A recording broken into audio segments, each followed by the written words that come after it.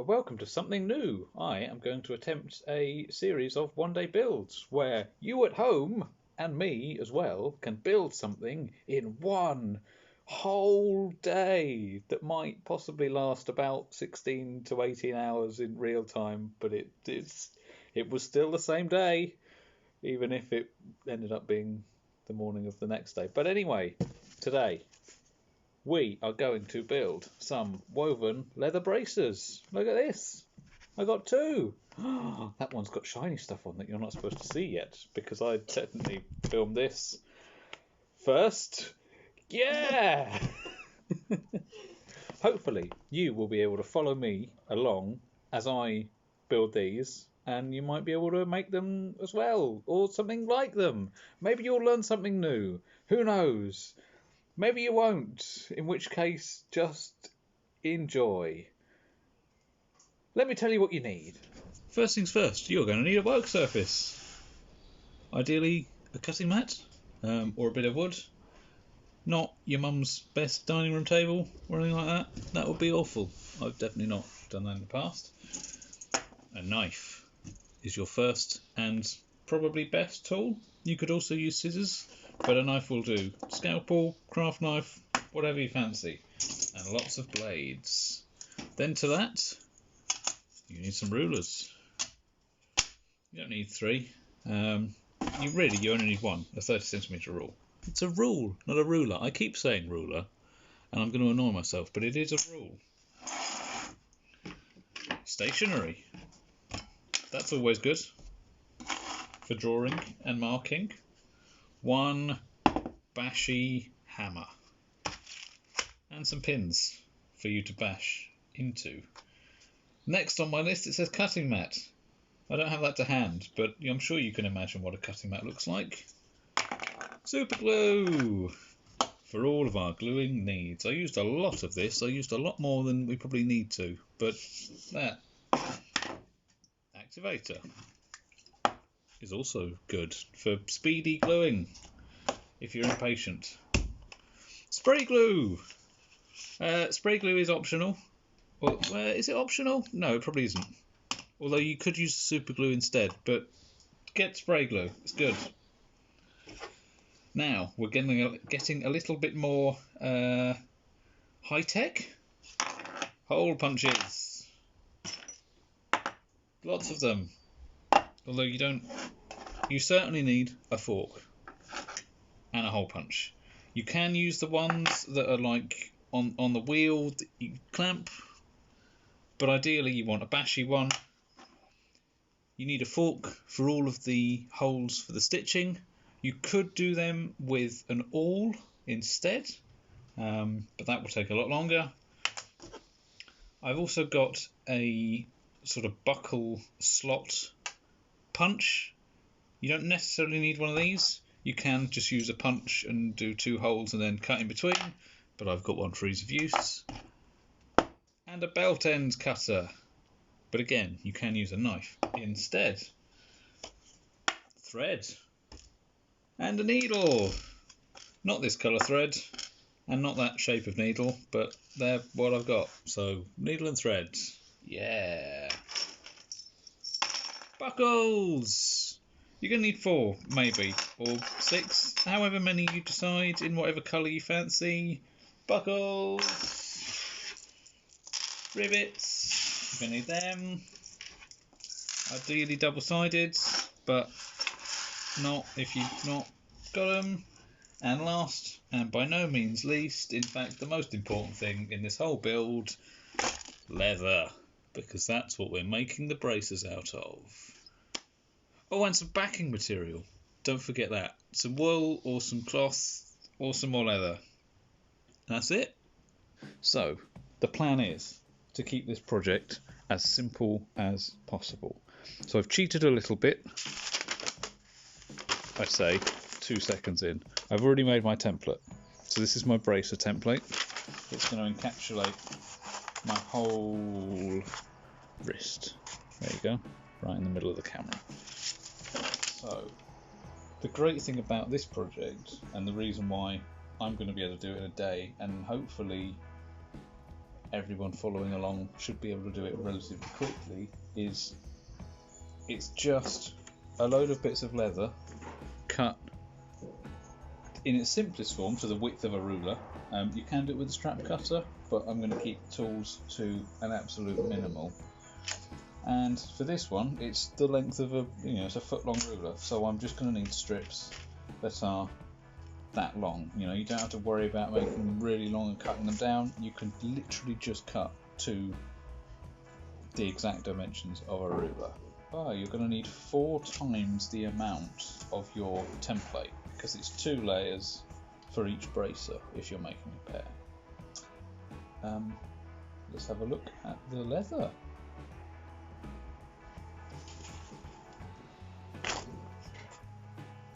Any scraps will do, I guess. This is all just, I think some of this is upholstery leather. This is all from a sofa. Brilliant, even better. It's reclaimed. That's not. That's something else. But scrap leather is your friend. You want some thick stuff. If it's for Empire, like this is, you're going to want the whole thickness to be 3mm or greater. So your individual strips need to be at least 1.5mm thick. Ideally a bit more, just so you're extra sure.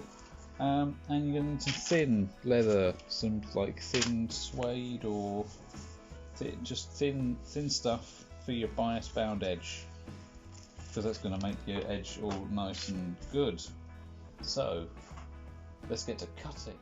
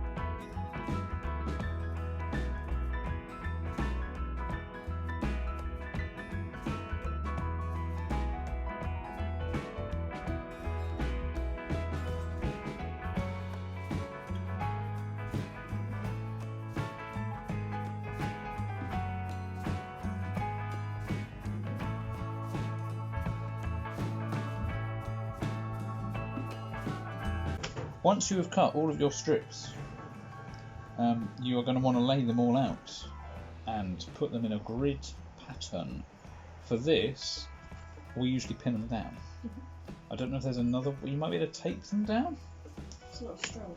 It isn't as strong, but you are going to want to lay everything out roughly first. Now, you're going to want these tight together. Loosely pin. You kind of want to stretch it, but you don't want to stretch it too much. So you're gonna, what I do is I pin one side down and then run my finger along the length of the leather, and then you dob a pin in. You do the same and push it tight up to the previous one. You'll see what I mean in a moment when I say these pins might get in the way. So just bear with. So you go under the first, over the second. This is why they need to be tight, but not too tight. Under the third, over the fourth, under the fifth, over the sixth, under the seventh, and it would be over the 8th.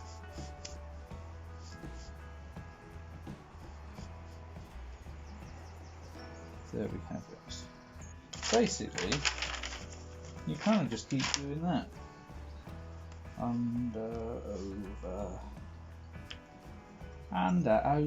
It's rinse and repeat now until we're pretty much there.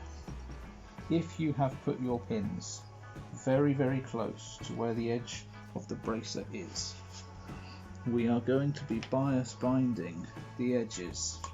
So about a centimetre, 10mm or some stupid small amount of an inch is going to be hidden.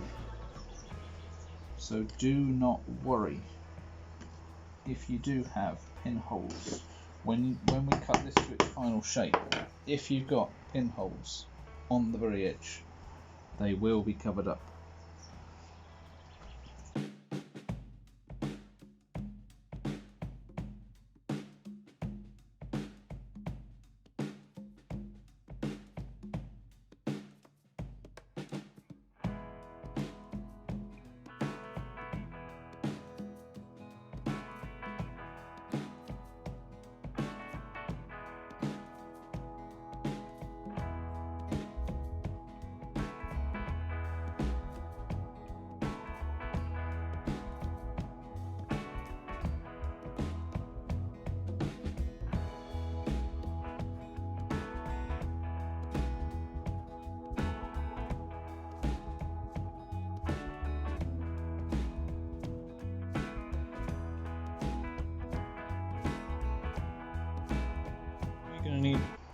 What you're going to need to do next, once it's all woven together, is you're going to need to super glue the edges, because this needs to stay together as one piece so we can run a stitch all the way around to hold it together.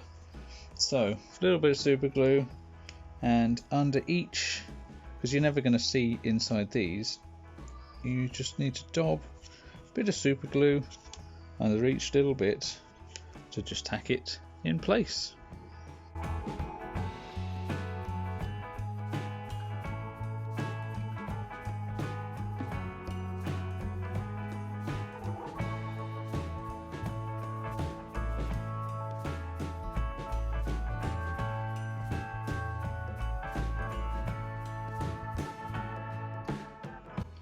For our lining fabric, I've just got some scrap wool that was lying around, and all you need to do is cut it roughly. I've got grey.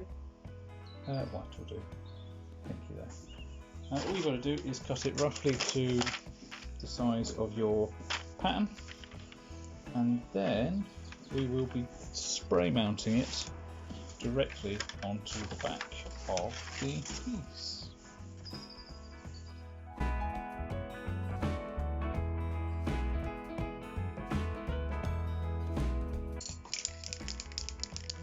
Both sides with a liberal amount.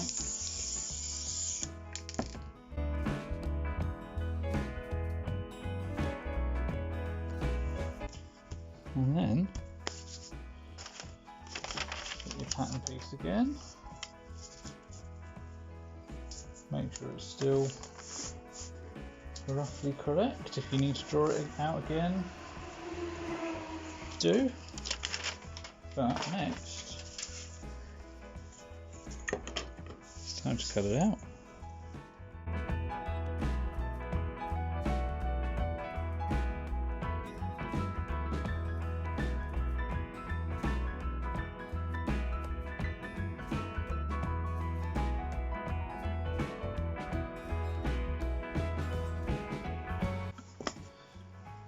Pretty much it. Well, for the most part.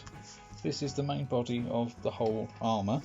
Now all there is to go is for it to be bias bound, and then to have all the straps and everything attached.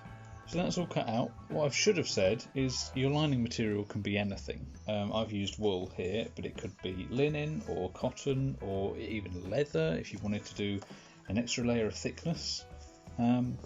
Just whatever you have to hand. Now the next part, for the bias bound edge, we are going to need some very thin leather, something like this. Now it doesn't have to be that thin, but it has to be soft. Soft is the operative word here, because it needs to fold. It needs to fold 3 times, or 4 if you want the back to look as good as the front. Now for this, you are going to want to cut as long a strip as possible, because there are probably going to be joint lines, but the less there are, the better. So it depends on the thickness you want the bias binding. I usually go with about 1 centimetre. So you're going to want 1 centimetre, which is your first layer, plus 1 centimetre, which gives you sort of that kind of effect with my hand. Then you're going to want, your leather's going to be like that, then you're going to want more to curve around, so you're going to want probably 4 centimetres. 4 generous centimetres to give you the thickness you need.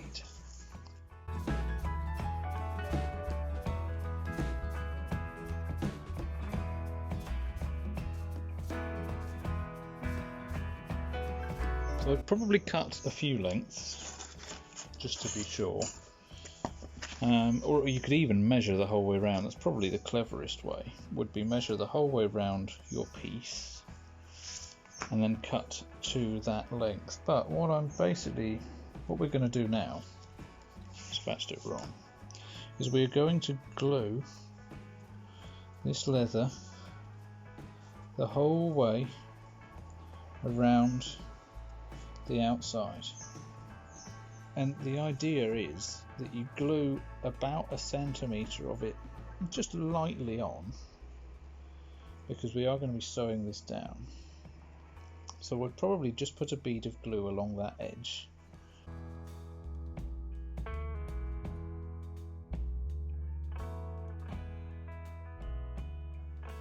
I've remembered, I totally haven't been faffing around for a long time figuring it out.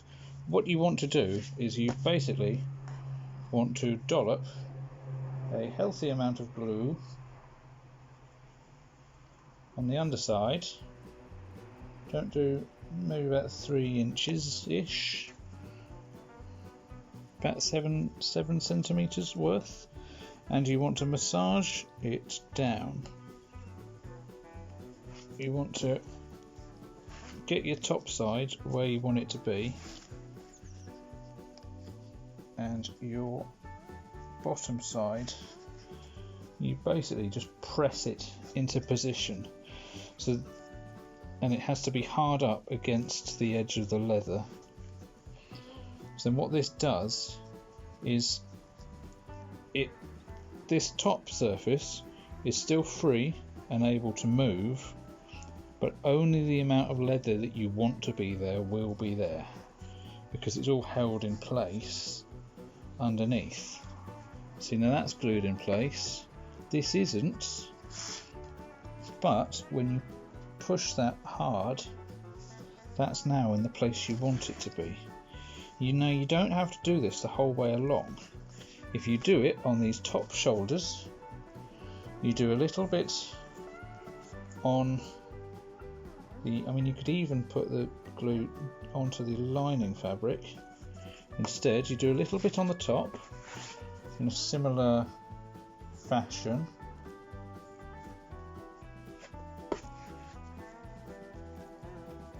You just need to do it in enough places so that it holds it where you want it to be, because the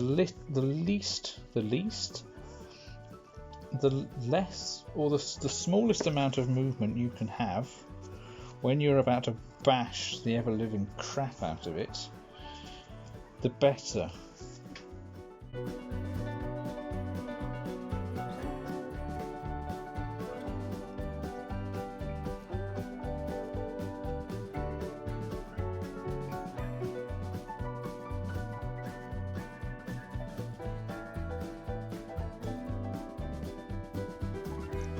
Well, you now join me down on the floor, where I'm going to start bashing holes.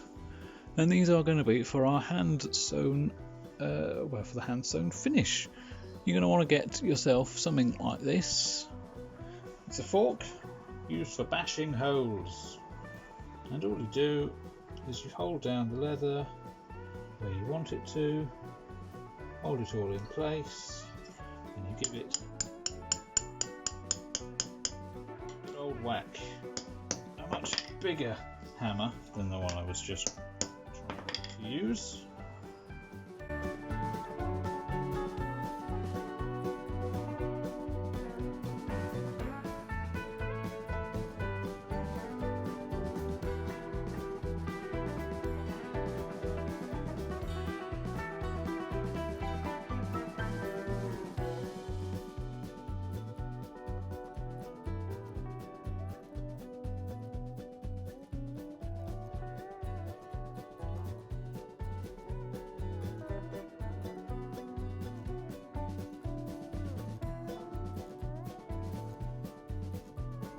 There it is. All of the holes punched. Now time to sew them. Woo. What you're going to want is some thread and a needle, surprisingly. You can kind of use any thread and any needle you'd like. Ideally a leather needle, just so that if the holes you've punched haven't gone all the way through, then it'll go through anyway. And ideally, I guess, wax thread, because it'll stick the most. But anything, cotton, linen, anything's good. Yarn, I suppose. And it's just a case of sitting there for a very long time and sewing. Now what we're going to do is we're going to do a running stitch the whole way around, and then we're going to go around a second time. So that in effect we are doing a saddle stitch.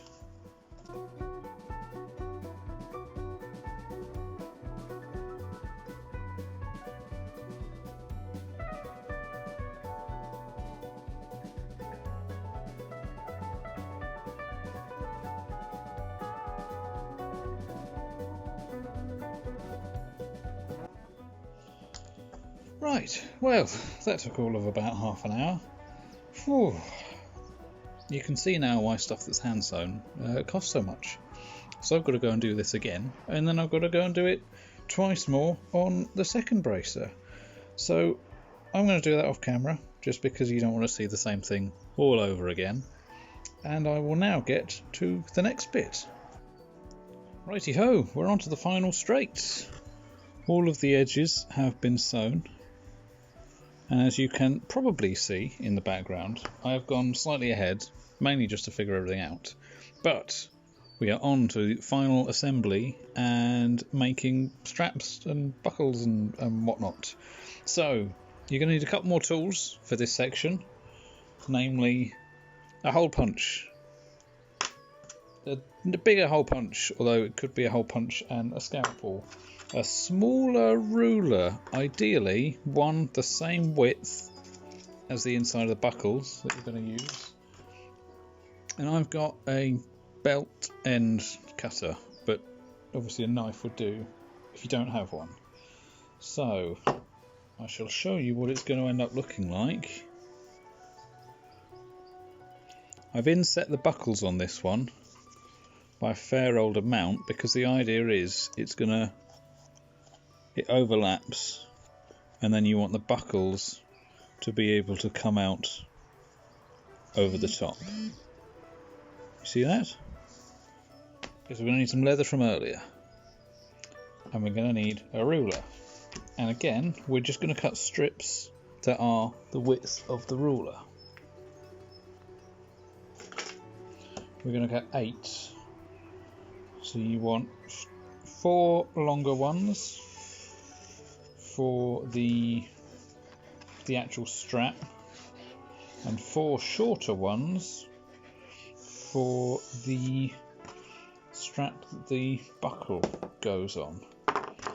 So these ones are 8 centimeters for the buckle. You want to do 4 of them. You want to find the middle, roughly, or correctly, you could measure it. Sorry, these ones are 10. Have I done them too long? That's because they were going to be the previous ones. So let's cut them down to the correct length.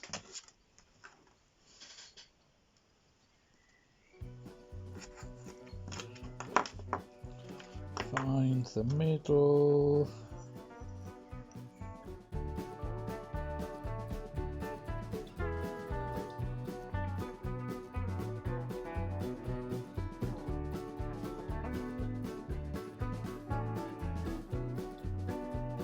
Then that one's a tiny bit off center, but oh well.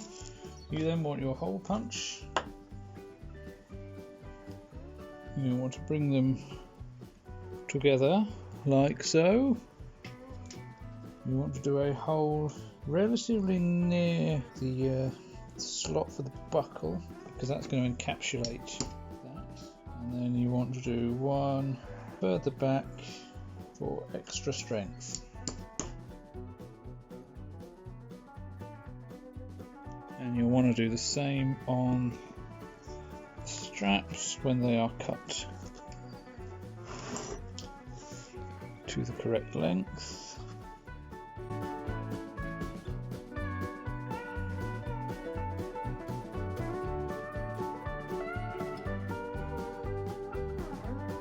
So they are done with.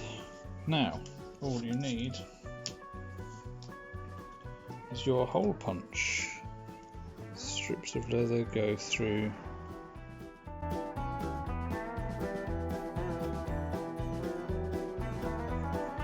you then want, I'm just going to measure off the previous one, it's about from the edge, 5.5 centimeters from the edge. In Protestant, that's about two and a sort of fraction of an inch. So that's the first hole. Mirror it on the other one.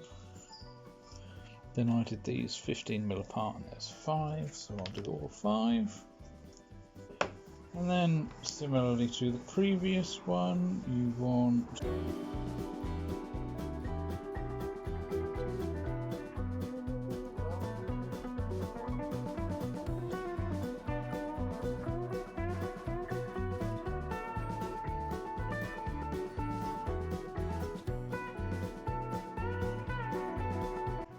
two holes,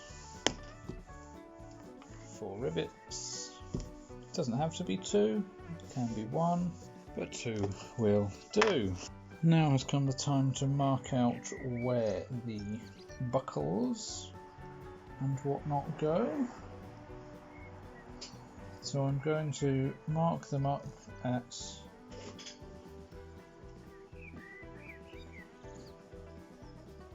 an approximation of the other one. Obviously the grid pattern is slightly different on each bracer, but I'm doing them so that to look at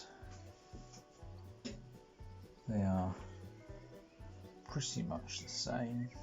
Remember, this is a woven leather bracer, good for orcs and barbarians, and they want to be 90 degrees. But is that perpendicular? Yeah, they want to be perpendicular to that edge.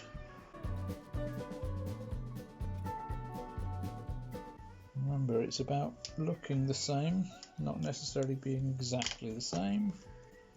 They're sisters, not twins. They are sisters, not twins, as Andy has so rightly just said.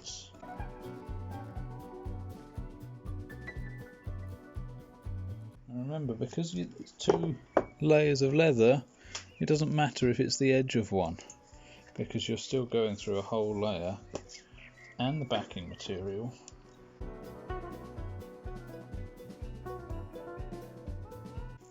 Time for some rivets. I've gone with brass rivets to go with the brass fixings of the buckles.